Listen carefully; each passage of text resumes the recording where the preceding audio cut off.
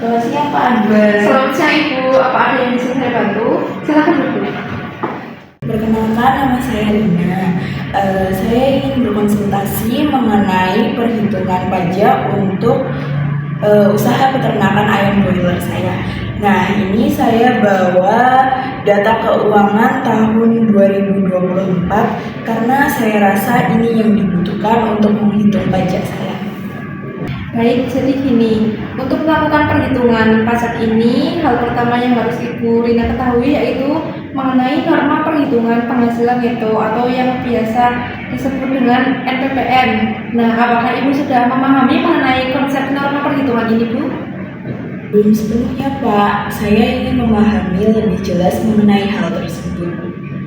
Baik, akan saya jelaskan. Jadi, norma perhitungan penghasilan neto atau NPPN itu merupakan suatu tolak ukur yang ditetapkan dalam persentase tertentu untuk menghitung penghasilan neto wajib pajak tertentu, Bu. Nah, NPPN ini bertujuan untuk menghitung besaran penghasilan neto secara lebih sederhana. Nah, penghasilan neto ini yang nantinya akan menjadi dasar dalam perhitungan pajak terutamanya, Bu. Apakah ada syarat wajib pajak yang bisa menggunakan NPPN, Pak?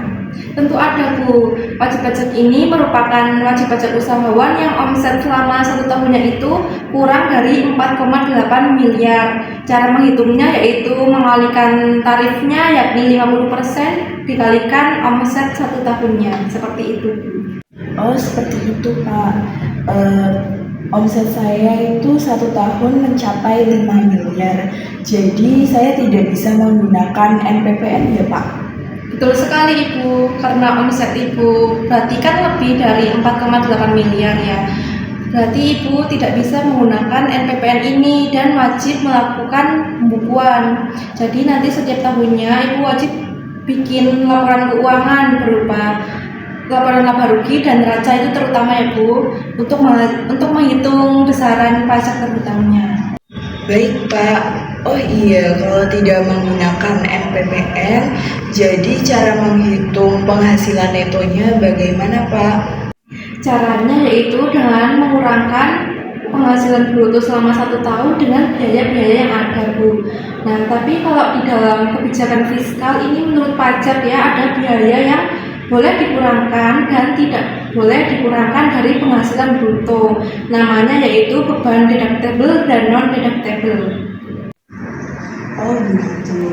Tadi kan saya meminta laporan laba rugi di bagian keuangan juga tertera beban deductible dan non-deductible. Itu apa ya, Pak? Gini, Bu, deductible kalau diartikan secara bahasa Indonesia kan itu artinya mengurangi. Jadi beban deductible ini merupakan biaya-biaya yang secara pajak boleh untuk mengurangi penghasilan bruto. Nah, kalau yang non-deductible itu apa? Non-deductible itu kebalikannya dari yang deductible secara simpelnya. Kalau yang deductible tadi kan boleh mengurangi, kalau yang non-deductible berarti yang tidak boleh mengurangi penghasilan bruto, itu secara pajak. Kalau secara komersial kan boleh-boleh saja ya, Bu, biaya-biaya itu semua menjadi pengurang silakan karena Ibu mencatat biaya-biaya tersebut menurut kejadian yang real. Tapi kalau secara pajak itu biaya-biaya itu perlu dikoreksi lagi, mana yang boleh menjadi pengurang, mana yang tidak boleh menjadi pengurang penghasilan bruto. Cara membedakannya bagaimana, Pak? Untuk beban deductible ini ada 3 hal yang mendasari, Bu. Yang pertama yaitu biaya-biaya tersebut harus berhubungan dengan kegiatan usaha. Yang kedua, kegiatan usaha tersebut harus dilakukan untuk memperoleh penghasilan yang dikenakan pajak. Yang ketiga, biaya-biaya tersebut tidak boleh untuk kepentingan atau keperluan pribadi, Bu. Contohnya kalau yang di laporan keuangan Ibu ini, kalau beban deductible-nya itu ada seperti sewa tempat usaha, ada gaji pegawai, itu yang berhubungan dengan kegiatan usaha ya, Bu. Sedangkan kalau yang beban non-deductible itu secara simpelnya yaitu beban yang digunakan untuk kepentingan pribadi dan tidak ada hubungannya dengan memperoleh usaha. Contohnya kalau di laporan keuangan Ibu ini ada biaya makan pribadi dan liburan keluarga, seperti itu. Oh begitu, sekarang saya paham. Iya Bu, mengenai perhitungan pajaknya Ibu ini mari kita hitung bersama-sama ya Bu. Oke, mari kita mulai saja menghitung pajaknya Ibu ya. Yang pertama kita tulis pendapatan brutonya dulu. Sebesar berapa? 5 miliar Pak.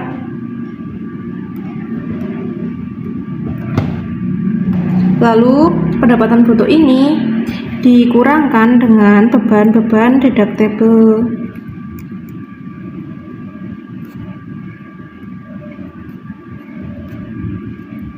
Ada apa saja? Yang pertama ada sewa tempat usaha sebesar 250 juta. 250 juta. Lalu Gaji pegawai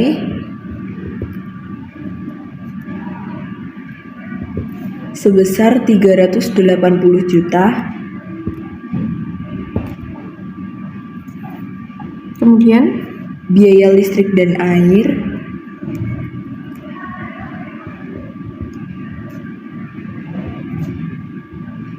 sebesar 150 juta. lalu Biaya barang dagangan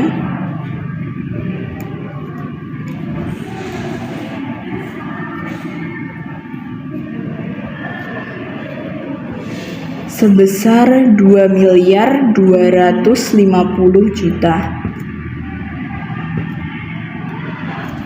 Dan yang terakhir ada biaya promosi sebesar 500 juta rupiah.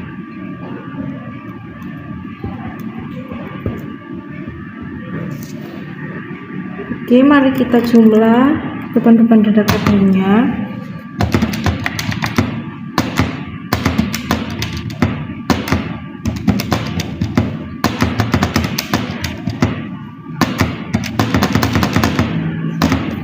Jadi totalnya ada 3.530 juta ya Bu. Lalu ini akan menjadi pengurang dari pendapatan bruto dan memperoleh ini nanti penghasilan itunya.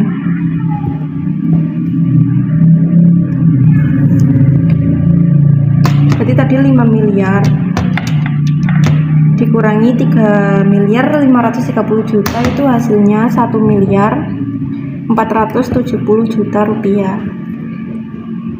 Lalu penghasilan neto ini nanti dikurangkan dengan PTKP. Sebelumnya apakah Ibu sudah mengerti apa itu PTKP?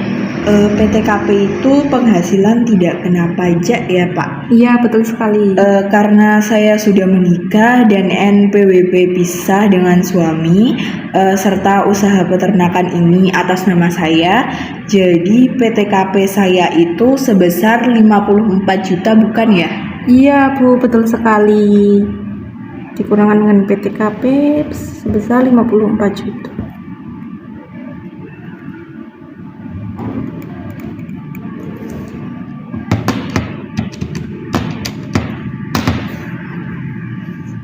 Jadi ini nanti menghasilkan penghasilan kena pajaknya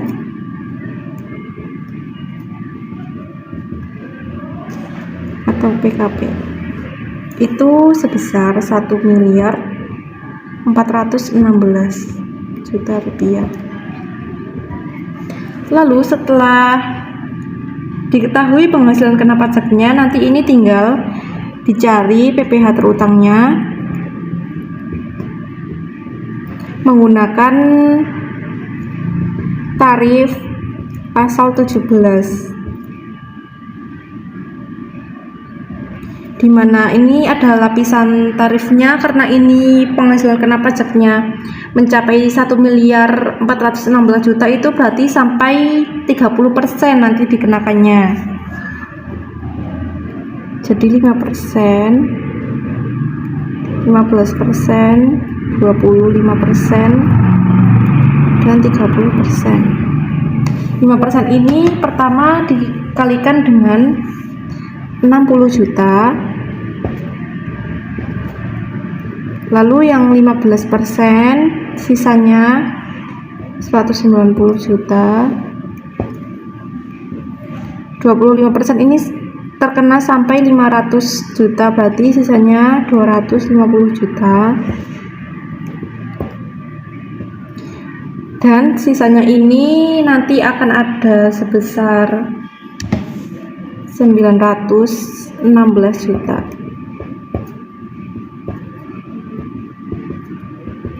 Ini tinggal dikalikan saja. 3 juta.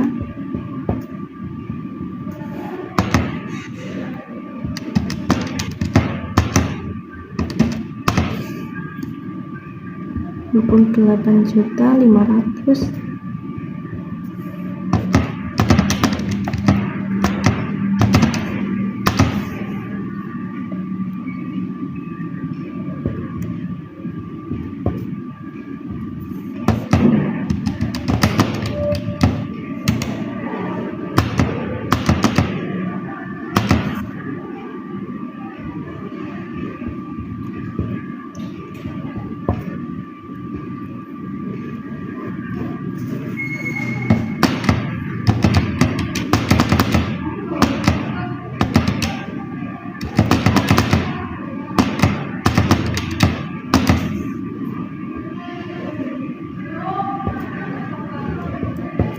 Jadi ini total PPh-nya Ibu selama 1 tahun itu mencapai 368.800.000. Apakah ada kredit pajak dari bulan Januari sampai November, Bu? Ada. Sebesar berapa? PPh Januari sampai bulan Desember. Sebesar 55 juta, Pak. Oke. Berarti ini dikurangi 55 juta.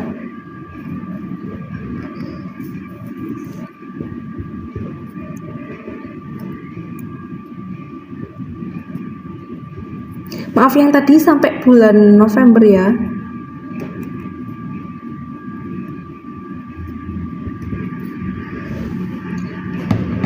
Jadi kurangi 55 juta sebesar 313.800.000 rupiah.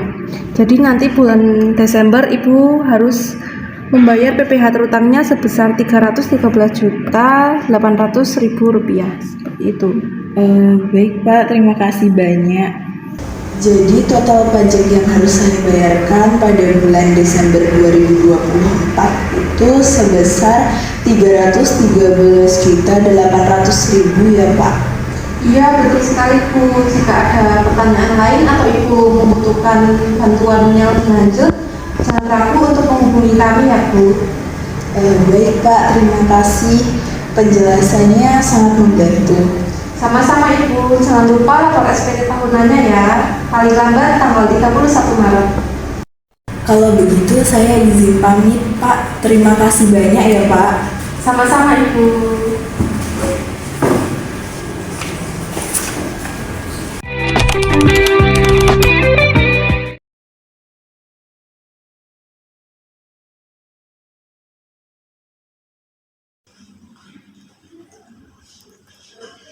Selamat pagi Bapak, silakan duduk. Selamat pagi Pak, saya Pak Jira, ada yang bisa saya bantu hari ini? Selamat pagi, saya Anton. Di sini saya mau konsultasi mengenai pembayaran pajak. Nah, kebetulan di sini saya baru tahun pertama mendirikan usaha restoran dan saya mau minta bantuan kepada Bapak untuk menghitungkan pajak yang bakal saya bayar. Baik Pak, saya akan bantu menjelaskan mengenai kewajiban perpajakan Bapak dan menghitung pajaknya bersama. Sebelumnya, apakah Bapak sudah paham mengenai UU HPP tahun 2021 dengan tarif 0,5% untuk UMKM? Saya pernah mendengar soal UU HPP tahun 2021. dan 0,5% untuk UMKM. Namun saya belum mengetahui secara lebih lanjut mengenai hal tersebut. Apakah Bapak boleh bantu jelaskan? Tentu Pak Anton, jadi melalui UU HPP tahun 2021, pemerintah menerapkan peraturan baru untuk penghitungan pajak bagi UMKM. Untuk UMKM yang memiliki peredaran bruto di bawah 500 juta rupiah tidak lagi dikenakan PPh final, sedangkan untuk UMKM yang memiliki penghasilan di atas 500 juta rupiah mendapatkan tarif sebesar 0,5%. Maaf Pak Anton, untuk peredaran bruto Bapak berapa ya? Untuk peredaran bruto saya dalam setahun itu 360 juta. Kemudian pengeluaran saya untuk gaji karyawan sebesar 50 juta, untuk bahan baku 150 juta, untuk sewa tempat 30 juta, dan untuk biaya listrik dan air itu sebesar 10 juta. Jadi total pengeluaran saya selama setahun itu ada 240 juta Pak. Kemudian apakah Bapak bisa membantu bagaimana cara menghitung pajak yang bakal saya bayar? Tentu Pak Anton, jadi untuk penghitungan PPh final atas usaha restoran Bapak Anton yaitu tarif PPh final dikali dengan peredaran bruto.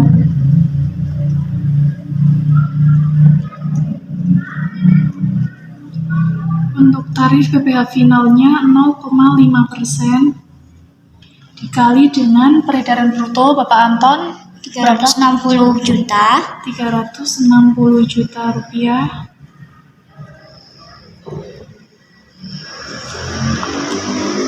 Dikali dengan 0,5% sama dengan 1.800.000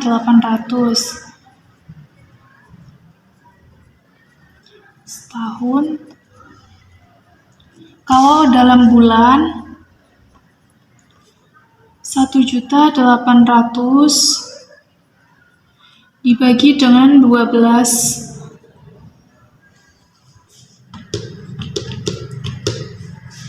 sebesar Rp150.000 per bulan.